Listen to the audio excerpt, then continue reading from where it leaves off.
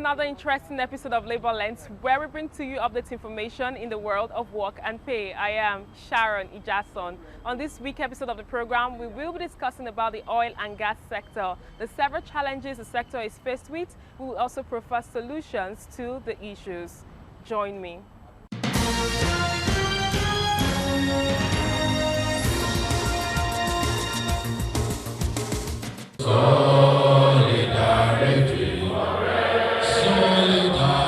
It's the 10th Delegate Conference of the Medical and Health Workers Union with the theme Advancing National Campaign Towards Good Governance, Poverty Alleviation and Health for All for Development.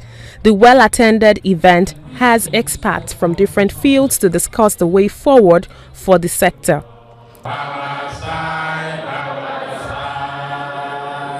That saw the union moving from a ground zero. President of the union, Josiah Biobolemoye, speaks on the challenges the healthcare sector is facing, adding that the effect is already evident in the high level of brain drain in the country.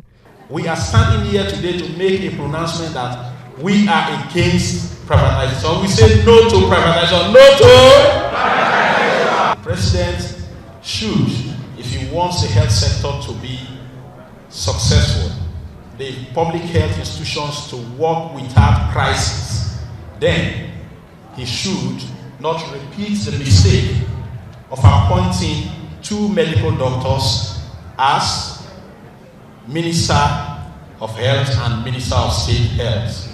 If he will choose to appoint a doctor as Minister of Health, then let it be that the other people who make up the 95% of the health service deliverers should be considered to hold the Minister of State Health or vice versa. At the conference, Global President of ITUC, who is also the President of the Nigerian Labour Congress, says the minimum wage bill has been passed by lawmakers and a clean copy transmitted to the President. He says workers are expecting the President to assent to it, expressing firm belief that its implementation will serve in the best interest of workers. I say so from the context of the fact that it is long overdue. It is not only long overdue, what is even 30,000 in the current Nigerian economy. That is the reality of it. And therefore everybody must agree that workers have been patient, workers have demonstrated enough commitment, and therefore I think implementation at various levels should actually go seamlessly. But we are also there is a reserve of implementation. I assure you in our normal way, we'll also continue to support our state from one state to another until everything is done and everybody is able to benefit from it. Because the truth of it is that if you look at the rate of inflation, it's even higher than the minimum wage that have increased. And therefore putting the two side by side, the reality of it is that I think it's just to keep body and soul together.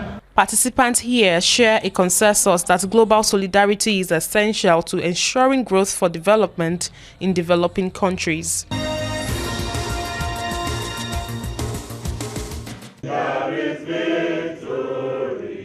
The first quadrennial conference of statutory corporations and government-owned companies. This conference is an avenue for maritime workers to interact and deliberate on issues that will improve the maritime industry. This industry is one of the most important sectors of any economy as it is a major source of revenue generation for government. Nigeria is one of many countries that benefits from this sector as it facilitates trade within and outside the country. But operators of this sector in Nigeria complain about the poor state of roads leading to the seaports. They say this has caused huge losses in the maritime industry and limited their improvement in revenue generation. We see this opportunity to appeal to the federal government and all relevant authorities to address the issue of our dilapidated roads leading to the ports across the country by repairing or constructing new access roads that will promote free flow of traffic. This conference will also elect new executive members to run the affairs of the association and to improve productivity and revenue generation for the next 4 years. As custodians of the maritime industry, it is important to make good use of the opportunities this conference offers to elect officers that will be able to embrace social dialogue and collective bargaining in the pursuit of the welfare of your members for sound industrial peace and harmony, which is the bedrock of economic growth and development. We'll use this conference to urge the senior staff of the authority to work hard to improve their productivity and boost revenue generation. With this in the minds of all delegates, it is our belief that deliberations galvanize the industry to greater heights. Newly elected executives were urged to demonstrate sound knowledge of collective bargaining in pursuit of the welfare of its members and the growth and development of the maritime industry.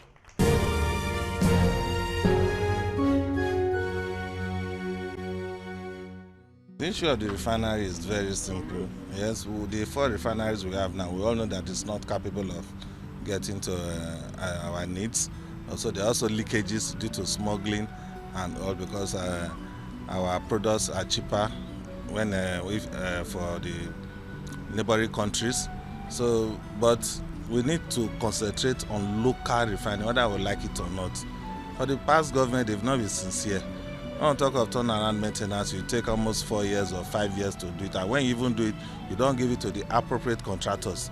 People that built the refinery, as we said earlier, like the Kaduna refinery, it was given to another company to come and do a turnaround, while the Japanese people that built it were totally kept aside. And that created a lot of problems. That's our people that needed to come and recouple it back, you know. So what I'm saying is that government should be sincere in this effort. We have technical hands that can do these jobs, you know. And then if we need be, let's produce more, build more refineries. We agreed. Dangote is coming on stream.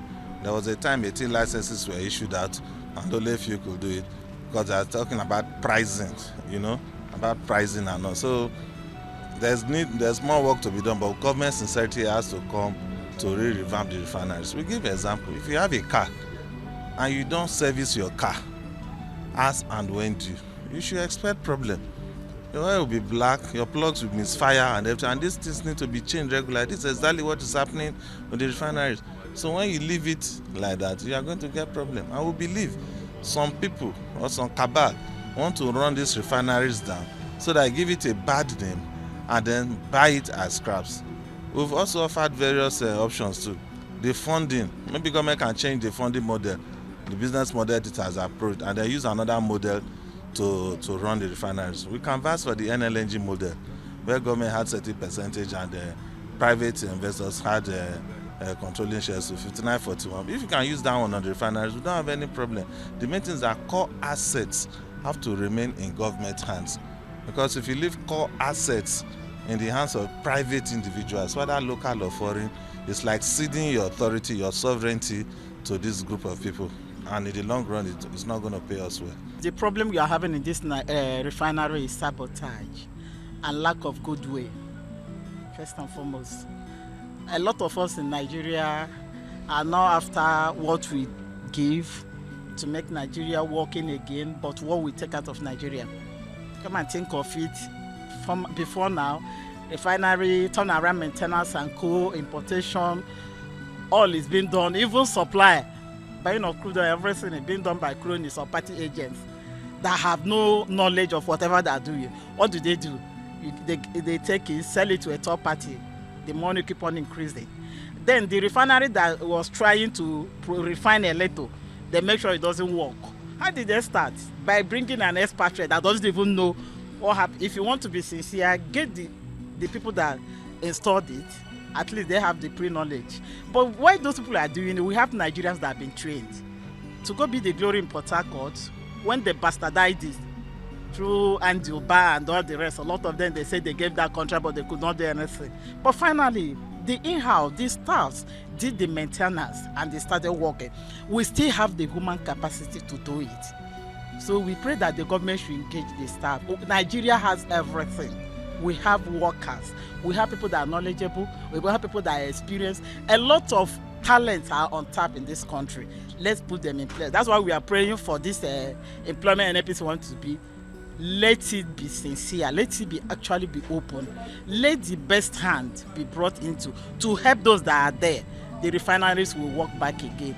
Everything we are talking about this refinery is a sabotage. We need a good way. We need those that are sincere and say, okay, this is the way we want to go. Let us stop this importation. It's not helping us. It's costing us a loss. For me, that is just a type of culture we have imbibed in Nigeria. We have two types of maintenance, preventive and curative maintenance. Some managers believe in curative maintenance, that the machine needs to break down before you repair, but I think it is more expensive.